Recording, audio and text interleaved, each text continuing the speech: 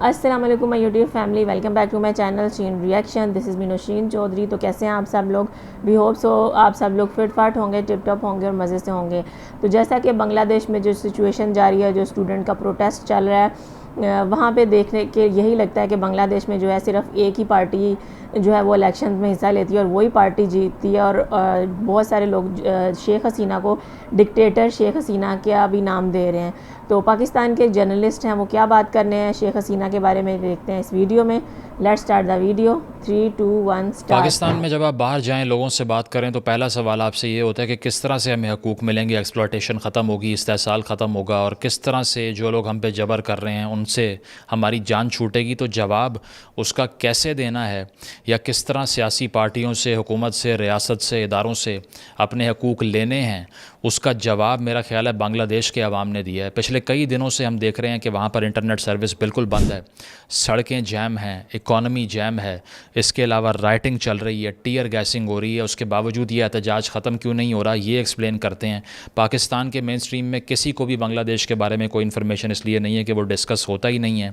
एक ऐसा मुल्क जो 47 से 71 तक आपका पार्ट रहा, उसकी लोकल सियासत में क्या हो रहा है, इस पर कोई बहस नहीं होती। आज ज़रा आपको बताते हैं कि वहाँ पर एहतजाज जो हो रहे हैं उसकी वजह क्या है और उसमें हमारे लिए लेसन क्या है, बिकॉज कॉन्टेक्स्ट इज़ इम्पॉर्टेंट। तो बांग्लादेश के अंदर अब तक की इतलात के मुताबिक डेली स्टार रिपोर्ट करता है, जो उनका टॉप पेपर है, कि 131 लोगों की जान जा चुकी है। 131 पीपल हैव डाइड।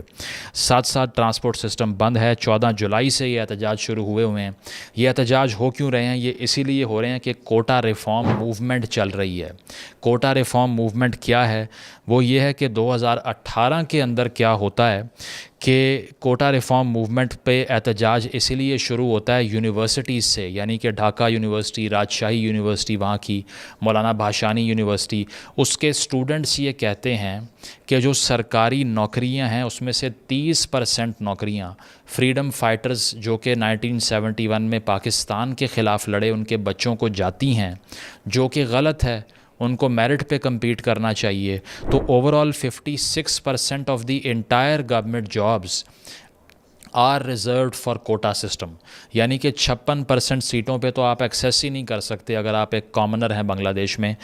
आपके पास सिर्फ और सिर्फ 44% बचता है कम्पीट करने के लिए। तो 2018 में एहतजाज शुरू हुआ था। जो पहली मूवमेंट थी, इसकी डिमांड ये थी कि 10% पे इसको लेके आएँ, और इसके अलावा वेकेंट पोजीशन जो हैं वो मेरिट के तहत फिल की जाएं, कोटा के तहत नहीं। उस वक्त हसीना वाजिद जो 2008 से लेके अब तक बांग्लादेश को लीड करती आ रही हैं, उन्होंने इस प्रेशर को मान लिया और डिज़ोल्व कर दिया, अबॉलिश कर दिया कोटा सिस्टम को, क्योंकि इलेक्शन सर पे था। लेकिन अब आकर इस साल इलेक्शन होने के बाद होता क्या है? होता ये है कि 1 जुलाई को गवर्नमेंट दोबारा से कोटा सिस्टम को इंट्रोड्यूस करवा देती है, क्योंकि 5 जून को हाई कोर्ट का फैसला आता है कि जो कोटा था 30% का फ्रीडम फाइटर्स के बच्चों के लिए और उनके लिए, उसको हम दोबारा से रिज्यूम कर रहे हैं। अब इस पर एहतजाजी तहरीक शुरू हो जाती है।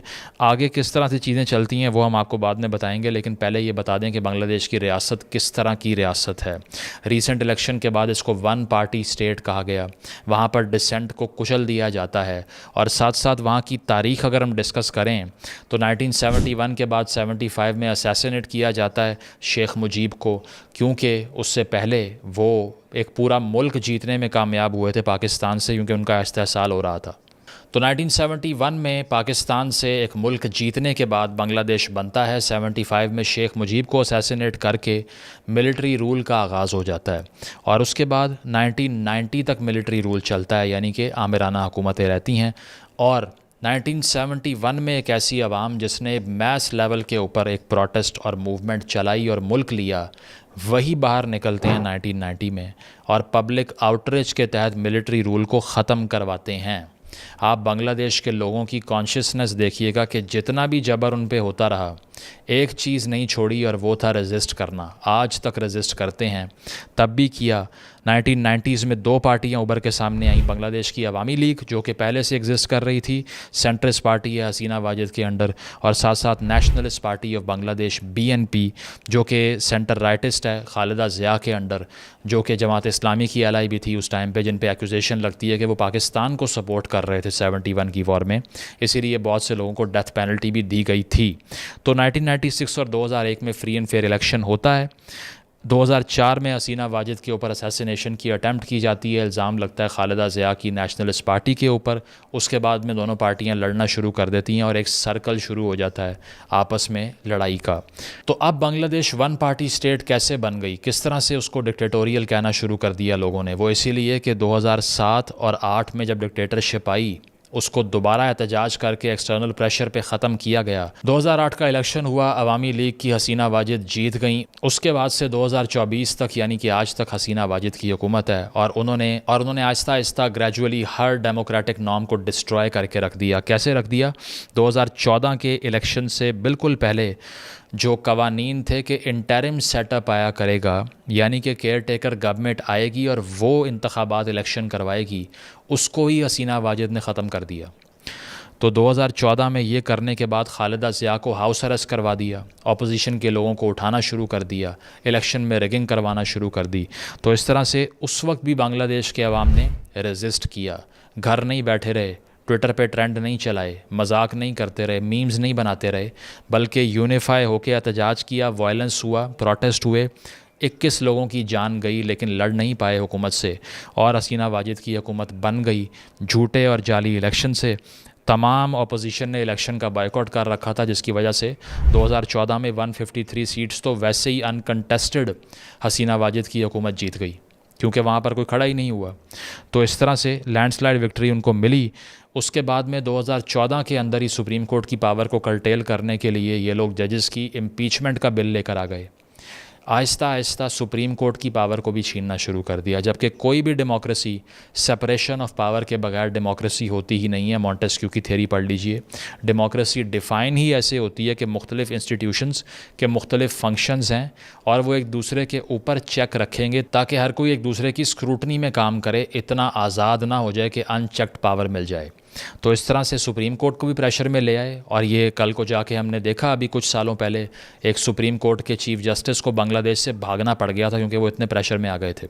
तो आगे चल के 2016 के अंदर ये एनजीओ की रेगुलेशन का बिल लेकर आ जाते हैं, जो कि राज था बांग्लादेश की जो है वो डेवलपमेंट का, इकोनॉमिक प्रॉस्पेरिटी का। उसके ख़िलाफ़ हो जाते हैं कि फ़ंडिंग लेने से पहले हमसे 1000 अप्रूवल्स लो, हमारे अम्ब्रेला के अंडर काम करो। साथ साथ सोशल मीडिया पे हेटरेट फैलाने के लिए तमाम इंटेलेक्चुअल्स, एकेडमिक्स की आवाज़ें बंद करने के लिए हेट कैंपेन्स चलाई जाती हैं। साथ साथ ड्रैकोनियन लॉ इंट्रोड्यूस करवाया जाता है 2018 के अंदर हसीना वाजिद की हुकूमत की तरफ से, डिजिटल सिक्योरिटी एक्ट, जिसके तहत 2500 केसेस किए जाते हैं मुख्तलिफ जर्नलिस्ट पे, स्टूडेंट एक्टिविस्ट के ऊपर, इंटेलेक्चुअल्स के ऊपर, ताकि उनकी ज़ुबान बंद रहे और हम खामोशी से रूल करते रहें। तो इस तरह से 2018 के इलेक्शन से पहले 17 साल जेल की सज़ा दी जाती है खालिदा ज़िया अपोजिशन लीडर को, और इलेक्शन फिर से रिग करवाया जाता है बैलेट बॉक्सेस भर के, जो पाकिस्तान में आम काम होता आ रहा है ना शुरू से। 70 का इलेक्शन छोड़ के बाकी हर इलेक्शन में यही हुआ। अभी रिसेंट इलेक्शन में भी यही हुआ कि किस तरह से 18 में RTS बैठाया गया था, 24 के अंदर जो फॉर्म 45 और 47 की हुकूमत मुसल्लत कर दी है। तो वहाँ भी यही हो रहा है कि वहाँ पर भी इसी तरह से 2018 में अवामी लीग 288 सीट्स जीत गई आउट ऑफ 300 में से 288 सीट्स वो जीत गए। और खालिदा ज़िया इतनी बीमार हो गई, जेल में पड़ी कि उनको छोड़ना पड़ गया डर के। और उसके बाद में तारिक रहमान BNP पार्टी को लंदन बैठ के लीड कर रहे हैं, क्योंकि बांग्लादेश के अंदर अपोजिशन करना ही पॉसिबल नहीं छोड़ा हसीना वाजिद ने। जिस तरह से पाकिस्तान के बड़े बड़े सियासी लीडर लंदन भागने पे मजबूर हो जाते हैं ना, इसी तरह यहाँ पर भी ये है। इनफैक्ट पाकिस्तान का तो नाम भी लंदन में रखा गया था। आज तक ऐसे है कि मार्शल लॉज लगते हैं, लीडर बाहर भागते हैं, या इस्टेब्लिशमेंट की मार पड़ती है, बाहर भागते हैं। खान साहब जेल में बैठे हुए हैं, नवाज़ शरीफ को बाहर भागना पड़ा जब उसको छोड़ा गया। अब पता नहीं ये कब तक बैठते हैं, लेकिन अगर ये मुल्क से बाहर नहीं जाते तो वो अनोखी बात होगी। अदरवाइज़ लंदन ही पाकिस्तान का सेकंड घर रहा है हमेशा से लीडरशिप का। इसी तरह बांग्लादेश में हम देख रहे हैं होते हुए। तो ये वो टाइम था जब 2018 में कोटा रिफॉर्म मूवमेंट का आगाज़ हुआ कि सरकारी नौकरियों पे स्टूडेंट्स का, आम आदमियों का हक है। उसकी वजह है कि बड़े नंबर पे लोग अनएम्प्लॉयड भी थे। वो और बात है कि बांग्लादेश ने 15 मिलियन लोगों को गुरबत से बाहर निकाला है 2006 और 21 के दरमियान। वो और बात है कि वहाँ पर NGOs के तहत एक बहुत बड़ा डेवलपमेंट प्रोग्राम भी इंट्रोड्यूस्ड हुआ, ख़वातीन को एम्प्लॉयमेंट मिली, लिटरेसी मिली। लेकिन इसका ये मतलब नहीं था कि आप सिविल लिबर्टीज़ को डिस्ट्रॉय करके डिक्टेटरशिप नाफिज कर दें। और उस डिक्टेटरशिप के ख़िलाफ़ तालिब इल्मों ने मुख्तलिफ़ यूनिवर्सिटियों से उठ के, ढाका यूनिवर्सिटी से, राजशाही यूनिवर्सिटी से, मुख्तलिफ़ जगहों से उठ के एहतजाज को लीड करने का आगाज़ किया। हमारी यूनिवर्सिटियों में यहाँ पर यह पढ़ाया जा रहा है कि 95% औरतें जाहिल होती हैं। यहाँ पर मोटिवेशनल स्पीकर्स का, शार्लटन्स का राज है। डम किया जा रहा है आवाम को और बच्चों के दिमागों में सिर्फ भूसा भर के उनको बताया जा रहा है कि आपने रेजिस्ट नहीं करना। क्रिटिकल थिंकिंग नज़र नहीं आती। लेकिन बांग्लादेश को देख कर शर्म आती है कि एक ऐसा मुल्क जो 71 में हमसे आज़ाद हुआ, उसका तालिब इल्म हमसे 1000 गुना ज़्यादा कॉन्शियस है, क्योंकि वो किसी लीडर के लिए मरने के लिए सड़क पे नहीं आ रहा, अपने लिए मरने आ रहा है, अपने राइट्स के लिए आ रहा है, किसी कल्ट का शिकार नहीं है। ये थी आज की वीडियो। पाकिस्तान के सहाफ़ी हैं, उन्होंने बांग्लादेश के बारे में बात की। उन्होंने बोला बांग्लादेश वन पार्टी स्टेट बन चुका है। उन्होंने शेख हसीना के अच्छे कामों की तारीफ़ भी की कि उन्होंने बहुत से अच्छे काम किए हैं, पाकिस्तान से बहुत ज़्यादा बांग्लादेश को रिच कर दिया है। लेकिन उन्होंने बताया कि इसका ये मतलब नहीं है कि सिविल लिबर्टीज़ को आप डिस्ट्रॉय कर दें। सुप्रीम कोर्ट शेख हसीना के कब्ज़े में है, हाई कोर्ट्स उनके कब्ज़े में है, ब्यूरोक्रेसी उनके कब्ज़े में है, जो पुलिस आर्मी उनके कब्ज़े में है। और इस तरह से उन्होंने अपोजिशन पार्टीज़ को भी जेल में डाल दिया है, सहाफ़ियों को मुल्क से भागने पे मजबूर कर दिया है। और इलेक्शन जिस तरह से उन्होंने जीता, रिग्ड इलेक्शन था, उनके ख़िलाफ़ कोई पार्टी खड़ी नहीं हुई और उन्होंने इलेक्शन जीता। और जो नौकरियां थी वो फ्रीडम फाइटर्स को दी जा रही थी। लेकिन बांग्लादेश के स्टूडेंट्स इस चीज़ से फेड अप हो चुके थे और शेख हसीना ने 1971 से बहुत दफ़ा इस लीमू का रस निचोड़ लिया है। और अब स्टूडेंट्स जो हैं उन्होंने फ़ैसला कर लिया है कि हम इस जुल्म को बर्दाश्त नहीं करेंगे। जी बिल्कुल, स्टूडेंट्स ने जो है वो अपने हक़ के लिए आवाज़ उठाई है। और जो बांग्लादेश के स्टूडेंट्स की और लोगों की अच्छी बात उन्होंने यही बताई कि जैसे बांग्लादेश ने रेजिस्ट किया 1971 में, बांग्लादेश के लोगों ने अपने हक़ के लिए आवाज़ उठाई। उसके बाद भी जब जब रिगिंग हुई और जब जब उनके हक़ के ख़िलाफ़ फ़ैसले किए गए तो उन्होंने सिर्फ फेसबुक और ट्विटर पर ट्रेंड नहीं चलाया, बल्कि वो सड़कों पर आए। और अभी भी जो यूनिवर्सिटी के स्टूडेंट्स थे वो 2018 से जो है वो रोड्स पर आए इसके लिए। और तब जो है ये कोटा जो है वो ख़त्म कर दिया गया था, 10% कर दिया गया था। लेकिन जब दोबारा से स्टार्ट किया गया ये कोटा, तो पिछले 1.5 महीने से जो है ये सिचुएशन जारी है। और डिफरेंट ढाका यूनिवर्सिटी, राजशाही यूनिवर्सिटी, डिफरेंट यूनिवर्सिटी के स्टूडेंट्स जो है उन्होंने सिर्फ घरों में बैठ के ट्रेंड नहीं चलाया, बल्कि रोड्स पे आए हैं और अपने हक़ के लिए आवाज़ उठाई है। हाँ, उन्होंने पाकिस्तान और बांग्लादेश की आवाम को कंपेयर भी किया और उन्होंने कहा कि हमें बांग्लादेश को देख के शर्म आती है कि हम पाकिस्तान के जो लोग हैं अपने राइट के लिए कभी रोड पे नहीं आते। इलेक्शन चाहे रिग हो जाए, कोई जुल्म हो जाए, यहाँ पे लोग सड़कों पे नहीं आते। लेकिन उन्होंने बताया बांग्लादेश की आवाम हर मौके पे सड़कों पे आई और मार्शल लॉ तक उन्होंने ख़त्म करवाए हैं। और अब फिर बांग्लादेश की आवाम जॉब्स के लिए सड़कों पे आ गई है। तो उन्होंने बांग्लादेश के जो लोग हैं उनको पाकिस्तान के लोगों से बेहतर कहा कि वो अपने राइट्स के लिए बोलते हैं और वो चुप करके नहीं बैठते। और उनके जो यूनिवर्सिटी के स्टूडेंट हैं वो बहुत ज़्यादा इंटेलिजेंट हैं। और यही वजह है कि वो लोग जो हैं बिना किसी जुल्म से डरे, उन पे जितना भी जुल्म हो रहा है उनकी जानें भी जा रही हैं, लेकिन वो रोड्स पे आए हुए हैं और इसी में उनकी जीत है। तो ज़रूर बताइएगा कि वीडियो आपको कैसी लगी। वीडियो अच्छी लगी हो तो वीडियो को लाइक कर दें, चैनल पर नहीं हुआ तो चैनल को सब्सक्राइब कर दें और बेल आइकन को हल्का सा प्रेस कर दें। मिलते हैं नेक्स्ट वीडियो में। Till then stay healthy, stay wealthy, stay awesome. अल्लाह हाफिज़।